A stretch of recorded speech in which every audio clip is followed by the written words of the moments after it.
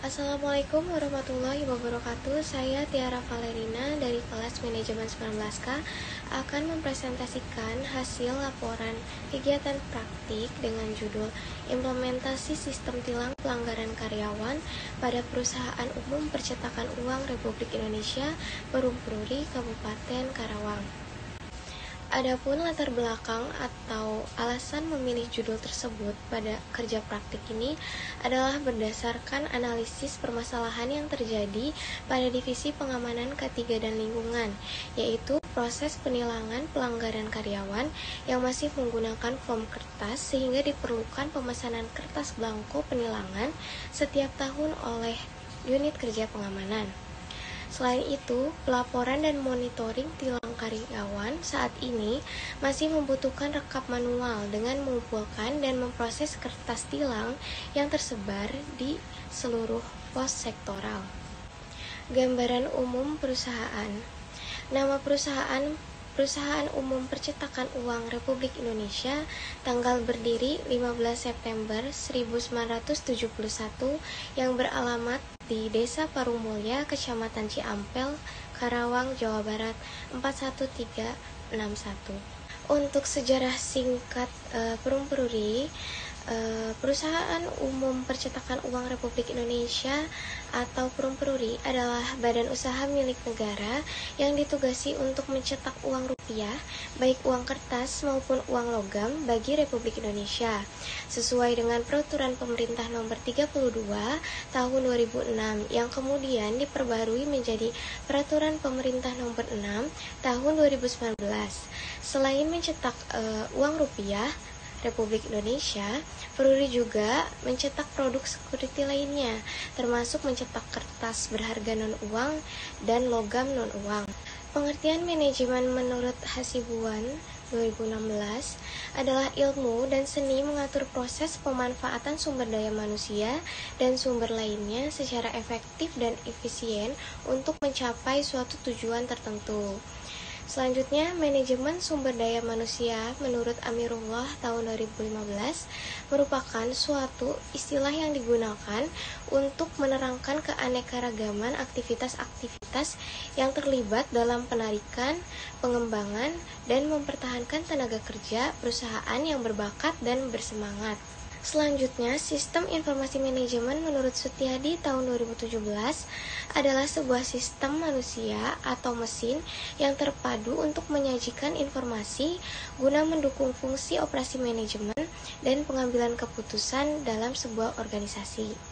Tujuan pelaksanaan kerja praktik ini adalah untuk membangun mahasiswa yang siap menghadapi permasalahan dan tantangan dunia usaha atau kerja, serta memiliki kemampuan dalam menganalisis permasalahan dalam lingkup teknologi, lalu mendapatkan pengetahuan dan pengalaman sesuai dengan disiplin ilmu di lingkungan kerja sebenarnya, sehingga mampu memberikan umpan balik berupa pengembangan keilmuan di dalamnya.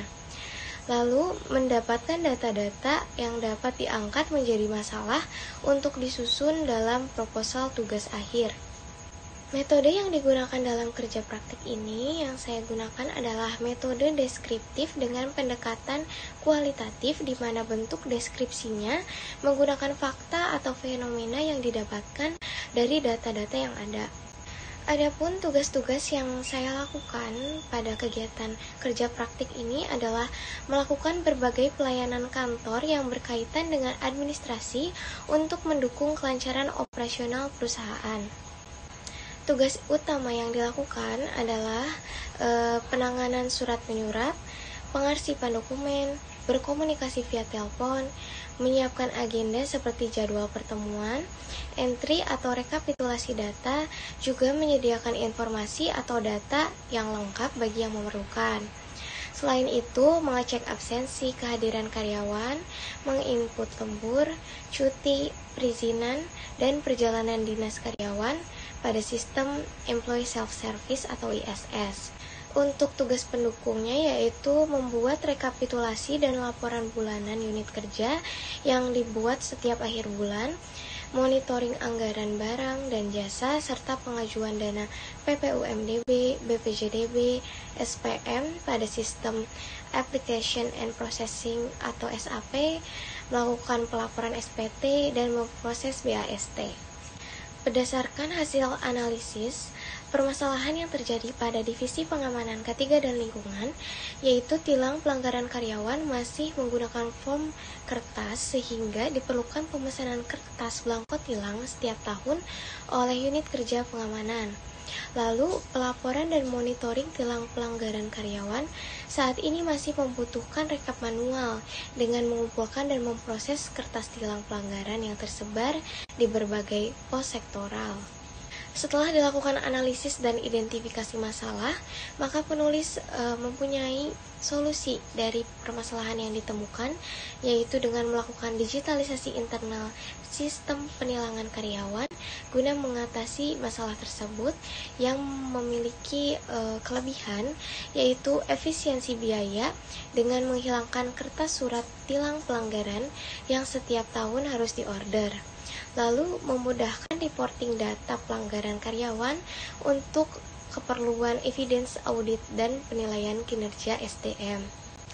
Berdasarkan uraian dan temuan di lapangan selama melaksanakan kerja praktik di Divisi Pengamanan K3 dan Lingkungan, Perusahaan Umum Percetakan Uang Republik Indonesia pada tanggal 3 Januari 2022 sampai dengan 31 Maret 2022 dapat disimpulkan bahwa sistem informasi tilang pelanggaran karyawan ini dapat membantu memudahkan reporting data pelanggaran karyawan untuk keperluan evidence audit dan penilaian kinerja karyawan.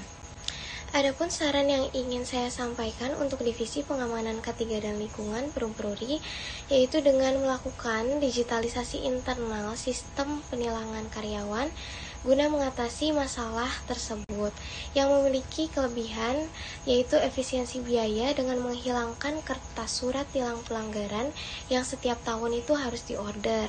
Lalu dapat memudahkan reporting data pelanggaran karyawan untuk keperluan evidence audit dan penilaian kinerja karyawan. Dan selanjutnya berikut adalah foto dokumentasi kegiatan saya selama kerja praktik. Sekian presentasi yang dapat saya sampaikan. Mohon maaf apabila ada kesalahan. Assalamualaikum warahmatullahi wabarakatuh.